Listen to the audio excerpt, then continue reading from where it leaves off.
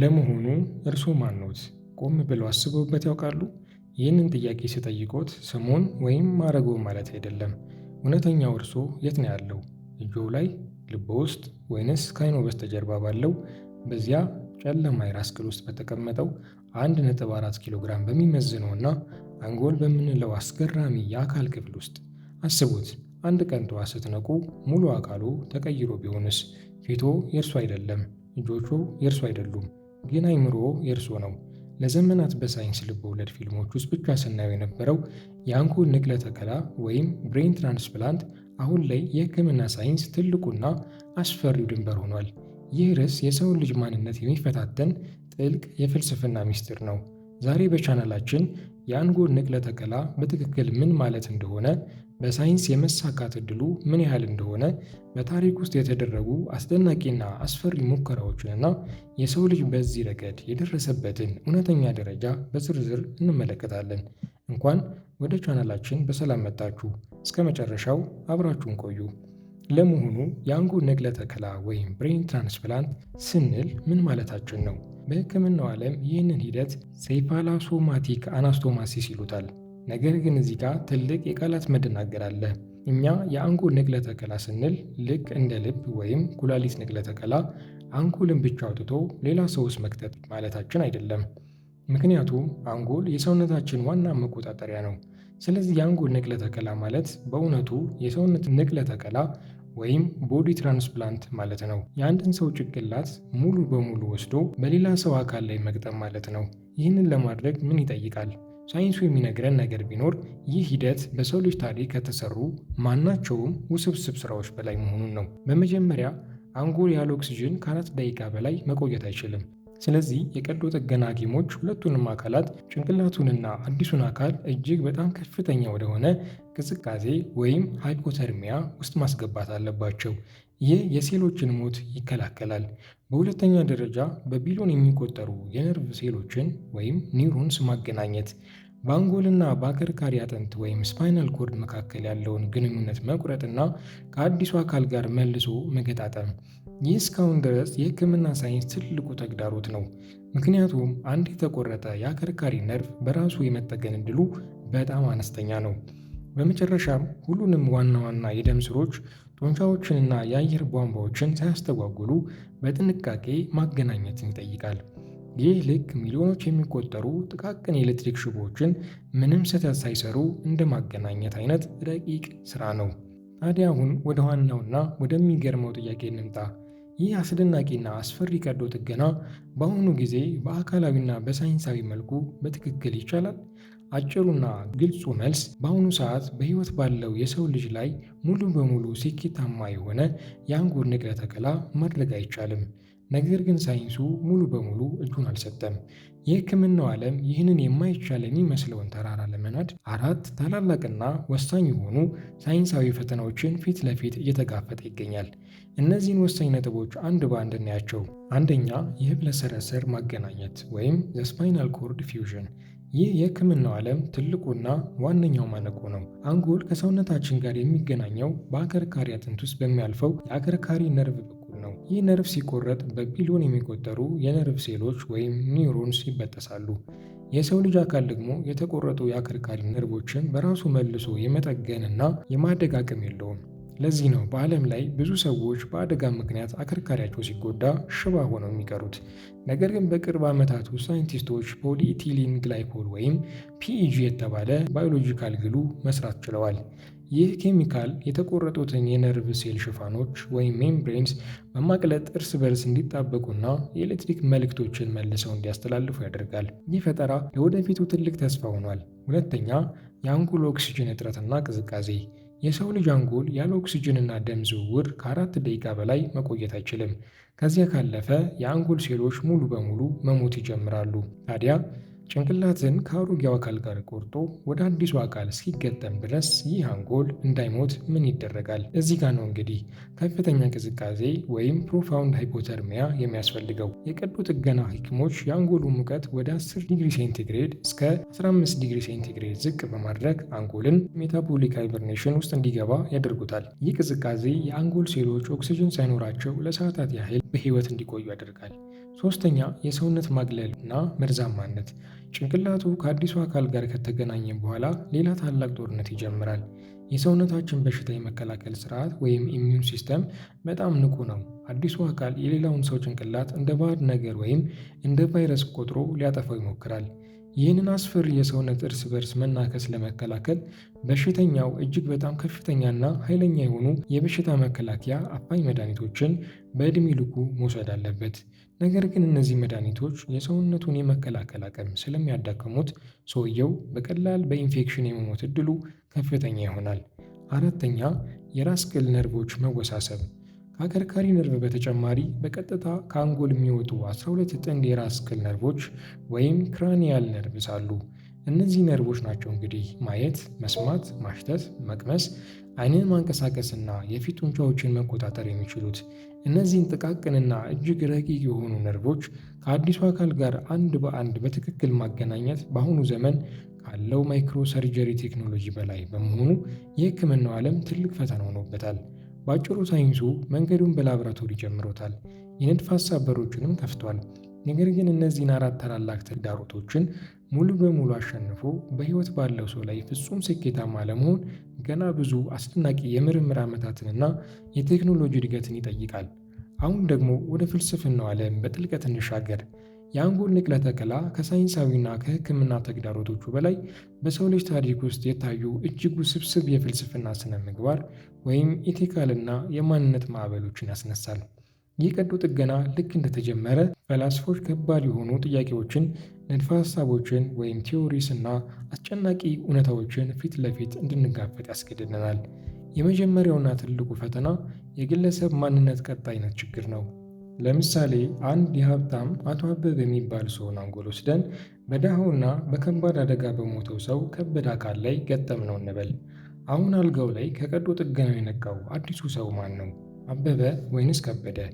በዚህ ዙሪያ የፍልስፍናው ዓለም በሁለት ታላላቅ ንድፈ ሐሳቦች ይከፈላል። አእምሯዊ ማንነት ወይም ሳይኮሎጂካል ኮንቲኒቲ ቲዎሪ በ17ኛው ክፍለ ዘመን የነበረው ታዋቂው ፈላስፋ ጆን ሎክ እንደሚለው የሰው ልጅ ማንነት የሚወሰነው በትዝታው ወይም ሚሞሪስ፣ በንቃተ ህሊናው፣ በኮንሽስነስ እና በባህሪው ቀጣይነት ነው።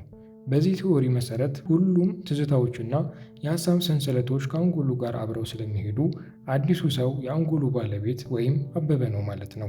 አካሉ ልክ እንደ አሮጌ ልብስ ተቀየረ እንጂ ሰውየው አልተቀየረም። አካላዊ ማንነት ወይም ባዮሎጂካል ኦር አኒማሊስት ቲዎሪ በአንጻሩ ደግሞ አኒማሊስት የሚባሉ ፈላስፎችና በመሰረቱ ባዮሎጂካላዊ ፍጥረት ወይም አኒማልስ ነን ይላሉ። ማንነታችን የሚወሰነው በጠቅላላው አካላዊ መዋቅራችን ነው። በዘመናዊ ሳይንስ ደግሞ ኢምቦዲድ ኮግኒሽን የተባለው ቲዎሪ እንደሚያሳየው የእኛ ስሜት፣ ውሳኔና አስተሳሰብ በአንጎል ብቻ ሳይሆን በሰውነታችን ውስጥ ባሉ ሆርሞኖች፣ በልባችን ምትና በሆድ ዕቃችን ውስጥ ባሉ የነርቭ ስርዓቶች ጭምር ይወሰናል። ስለዚህ አዲሱ አካል የአንጎሉን አስተሳሰብ፣ ስሜትና ባህሪ ሙሉ በሙሉ ሊቀይረው ይችላል። ታዲያ ማንነቱ ከተቀየረ ያ ሰው አሁንም አበበ ነው ሊባል ይችላል? እዚህ ጋር እንግዲህ ፍልስፍናው ወደ ከባዱ የንቃተ ህሊና ጥያቄ ወይም ዘ ሃርድ ፕሮብሌም ኦፍ ኮንሽስነስ የሚገባው። ሳይንስ አንጎል እንዴት መረጃዎችን እንደሚያስተላልፍ ሊነግረን ይችላል። ነገር ግን እኔነት ወይም የውስጥ ስሜት እንዴት እንደሚፈጠር ሊያስረዳ አይችልም። ፍልስፍናው የሚያነሳቸው 3 አስፈሪና ከባድ ጥያቄዎች እነዚህ ናቸው። አንደኛ፣ የነፍስና የአካል መለያየት ወይም ዘ ማይንድ ቦዲ ዱዋሊዝም። ንቃተ ህሊና ወይም ነፍስ በአንጎል ውስጥ ያለ ቁሳዊ ነገር ነው ወይንስ ከአንጎል ውጭ ያለ ረቂቅ ኃይል? አንጎልን ስንቆርጠው የሰውን ነፍስ አብረን እየቆረጥናት ነው? ሁለተኛ፣ የንቃተ ህሊና መቋረጥ ወይም ዲስኮንቲኒቲ ሪስክ። በቀዶ ጥገና ወቅት አንጎል ሙሉ በሙሉ ከደም ዝውውር ውጭ ሆኖ ሲቀዘቅዝ የሰውየው ንቃተ ህሊና ሙሉ በሙሉ ይሞታል? አዲሱ አካል ላይ ደም ሲለቀቅ የሚቀሰቀሰው ያው የድሮ ሰው ነው ወይንስ የድሮውን ሰው ትዝታ የኮረጀ አዲስ ባዕድ ንቃተ ህሊና? ሶስተኛ፣ የስነ ልቦና ቀውስ ወይም ኤግዚስቴንሻል ድሬድ። ያ ሰው ከነቃ በኋላ በመስታወት ሲያይ የሌላ ሰውን አካል፣ የሌላ ሰውን የጣት አሻራ እና የሌላ ሰውን የድምፅ አውታር ሲመለከት የሚፈጠረውን ከባድ የስነ አእምሮ ስብራት ወይንም አይደንቲቲ ክራይሲስ አእምሮ መቋቋም ይችላል? ይህ ንቅለ ተከላ የህክምና ስኬት ብቻ አይደለም። የሰውን ልጅን ነፍስ ማንነትና ምንነት ቆርጦ የሚፈትሽ የፍልስፍናው ዓለም እስካሁን መልስ ያላገኘለት ታላቅና ምስጢራዊ ጨለማ ክፍል ነው። ይህንን ሰምተው ሊደነቁ ይችላሉ። የአንጎል ወይም የጭንቅላት ንቅለ ተከላ ሙከራዎች የተጀመሩት ከዛሬ ብዙ ዓመት በፊት ነበር። አዎ፣ በታሪክ ውስጥ ይህ አስገራሚና አስፈሪ ሙከራ በእንስሳት ላይ በተደጋጋሚ ተደርጓል። እስቲ ታሪኩን እንይ። ታሪኩ የሚጀምረው በሶቪየት ኅብረት ወይም ራሽያ ነው። በ1950ዎቹ ቭላዲሚር ዲሞኮቭ የተባለ ታዋቂ የሳይንስ ሊቅ የአንድ ሙችላ ጭንቅላትና የፊት እግሮች ወስዶ በትልቅ ውሻ አንገት ላይ በመገጣጠም ባለ ሁለት ራስ ውሻ ፈጠረ። ሁለቱም ራሶች ወተት ይጠጡ፣ አካባቢያቸውን ይመለከቱ ነበር። ነገር ግን ውሻው ቲሹ ሪጀክሽን ምክንያት ለጥቂት ቀናት ብቻ ነው የኖረው። ይህንን ተከትሎ በ1970 አሜሪካዊ የነርቭ ቀዶ ጥገና ሐኪም ዶክተር ሮበርት ዋይት ታሪክ የሰራበትን ሙከራ አደረገ። ዶክተር ዋይት የአንድን ዝንጀሮ ጭንቅላት ሙሉ በሙሉ በመቁረጥ በሌላ ዝንጀሮ አካል ላይ ገጠመው። ዝንጀሮዋ ከቀዶ ጥገናው በኋላ ስትነቃ አይኖቿን ታንቀሳቅስ፣ ምግብ ትቀምስ፣ አልፎ ተርፎም ዶክተሩን ለመንከስ ትሞክር ነበር። ይህ ማለት አንጎሉ በአዲስ አካል ውስጥ መስራት ችሎ ነበር። ይሁን እንጂ አከርካሪ ነርቭ ስላልተገናኘ ሙሉ በሙሉ ሽባ ነበረች። ይህቺ ዝንጀሮ የኖረችው ለ9 ቀናት ብቻ ነበር። በቅርብ ጊዜ ደግሞ በ2017 ጣሊያናዊ ዶክተር ሰርጂዮ ካምቤሮ እና ቻይናዊው ሬን ዢኦፒንግ በሰው አስክሬን ላይ የ18 ሰዓት የጭንቅላት ንቅለ ተከላ ልምምድ ማድረጋቸውን አስታውቀው ዓለምን አስደንግጠው ነበር።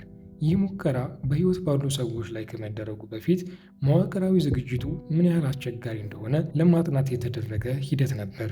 ታዲያ እስካሁን ባለው ሂደት በሕክምናው ዘርፍ ምን ተከናውኗል? ሙሉ የአንጎል ንቅለ ተከላ ባይሳካም የሕክምናው ዓለም ወደዚያ የሚያደርሱ ብዙ አስደናቂ ደረጃዎችን አልፏል። በመጀመሪያ ሳይንቲስቶች የሌሎች ውስብስብ አካላት ንቅለ ተከላ ሙሉ በሙሉ አሳክተዋል። ለምሳሌ ያህል በዓለም ላይ በርካታ የፊት ንቅለ ተከላ ወይም ፉል ፌስ ትራንስፕላንት እና የእጅ ንቅለ ተከላ ወይም ሃንድ ትራንስፕላንት ስራዎች በተሳካ ሁኔታ ተከናውነዋል። እነዚህ ቀዶ ጥገናዎች እጅግ በጣም ረቂቅ የሆኑ የደም ስሮችንና ትናንሽ ነርቮችን ማገናኘትን የሚጠይቁ በመሆናቸው ለአንጎል ንቅለ ተከላ ትልቅ መሰረት ጥለዋል። በሁለተኛ ደረጃ የእንስሳት ሙከራዎች አሁንም ቀጥለዋል። በአሁኑ ጊዜ በአይጦችና በሌሎች ትናንሽ እንስሳት ላይ የጭንቅላት ንቅለ ተከላ በማድረግ ነርቮችን የማገናኘትና እንስሳቱ ከተወሰነ ሽባነት በኋላ የተወሰነ አካላቶቻቸውን እንዲያንቀሳቅሱ የማድረግ ሙከራዎች በላቦራቶሪ ውስጥ እየተሰሩ ይገኛሉ። እነዚህ ስራዎች የሚያሳዩት የሕክምናው ዘርፍ ሙሉ በሙሉ የአንጎል ንቅለ ተከላን ለማድረግ የሚያስችሉትን ንዑስ ቴክኖሎጂዎች ወይም ማይክሮሰርጀሪ ቱልስ ደረጃ በደረጃ እያዳበረ መሆኑን ነው። ታዲያ በአጠቃላይ የሰው ልጅ ስኬት በአሁኑ ሰዓት የት ደርሷል? ሙሉ የአንጎል ንቅለ ተከላ በአሁኑ ሰዓት ባይኖርም የሰው ልጅ በኒውሮ ሳይንስ እና በባዮቴክኖሎጂ ረገድ ያስመዘገባቸው ስኬቶች ግን እጅግ አስደናቂ ናቸው። ዛሬ ላይ ሳይንቲስቶች ወይንም ብሬን ኮምፒውተር ኢንተርፌስ BCI በመጠቀም ትልቅ ዕድል አግኝተዋል። ለምሳሌ ያህል በአሁኑ ጊዜ እንደ ኒውራሊንክ ያሉ ኩባንያዎች በአንጎል ውስጥ ጥቃቅን ቺፖችን በመቅበር ሽባ የሆኑ ሰዎች በሀሳባቸው ብቻ የኮምፒውተር ስክሪን እንዲያንቀሳቅሱ፣ ጨዋታዎችን እንዲጫወቱና እንዲጽፉ ማድረግ ችለዋል። በተጨማሪም የሰው ሰራሽ አካላት ወይንም አድቫንስድ ፕሮስቴቲክስ ከሰው ልጅ የነርቭ ስርዓት ጋር በቀጥታ በመገናኘት ሰዎች በሀሳባቸው ብቻ የሮቦት እጆችንና እግሮችን ልክ እንደ እውነተኛ አካላቸው እንዲያንቀሳቅሱ ማድረግ ችሏል። ባጭሩ የሰው ልጅ እስካሁን ባለው ስኬት አንጎልን ወደ ሌላ አካል ከመውሰድ ይልቅ አዳዲስ የቴክኖሎጂ አካላትን ወደ አንጎል ማምጣትና የአንጎልን ኃይል በቴክኖሎጂ ማሳደግ ላይ ትልቅ ታሪክ እየሰራ ይገኛል። የተከበራችሁ የቻናላችን ተከታታዮች፣ ዛሬ በሰማነው አስገራሚ ጉዞ የምንረዳው አንድ ትልቅ እውነት አለ። የሰው ልጅ የሕክምና ጥበብ እጅግ የሚያስገርምና የሚያስደንቅ ደረጃ ላይ ደርሷል። ለዘመናት አካላችን እኛነታችንን የማይቀይር እስር ቤት ነበር። ምናልባት ወደፊት ልክ እንደ አሮጌ ልብስ የሚቀየር ቁስ ሊሆን ይችላልን? ነገር ግን ፍልስፍናው ከመቼውም ጊዜ በላይ ከባዱን ጥያቄ ይጠይቀናል። ሁሉን ነገር መቀየር ከቻልን እውነተኛው እኔ ማን ጋር ነው የሚቀረው? አሁን ምርጫው ለእናንተ እንደው አስቡት። ዕድሜው ገፍቶ አካሉ መታዘዝ ሲያቅተው ነገር ግን ሙሉ አይምሮውን ወደ አዲስ ወጣትና ጤነኛ አካል የማዛወር ዕድል ቢቀርብሎት ምን ይመርጣሉ? የዘላለምን ወጣትነት ፍለጋ አዲሱ አካል ውስጥ ይገባሉ ወይንስ እውነተኛ ማንነቴን አጣለሁ በሚል ፍርሃት የተፈጥሮን ሕግ ተቀብለው ማለፍን ይመርጣሉ? በመጨረሻም የእናንተን አስተያየት መስማት እንፈልጋለን። ሳይንሱ ተሳክቶ የአንጎል ንቅለ ተከላ ቢጀምር እርስዎ ምንን ይመርጣሉ? ሀሳባችሁን ኮሜንት ላይ አስፍሩልን። ለበለጠ ተመሳሳይ ቪዲዮ ላይክ እና ሰብስክራይብ በማድረግ የእውቀት ቤተሰብን ይመስርቱ። ስለተመለከቱ እያመሰገንና እስከሚቀጥለው ጊዜ ድረስ እስከምንገናኝ በተፈጥሮ ላይ መገረምን ይቀጥሉ። ሰላም ሰንብቱ።